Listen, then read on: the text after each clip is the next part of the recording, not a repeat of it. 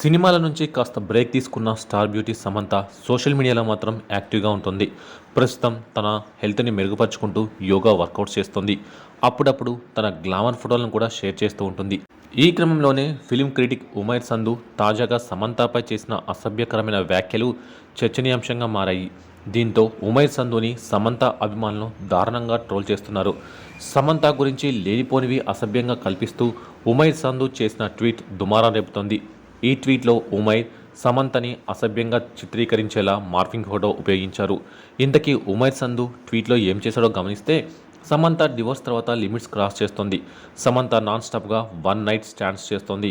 ఆమె శృంగారంపైనే దృష్టి పెడుతోంది.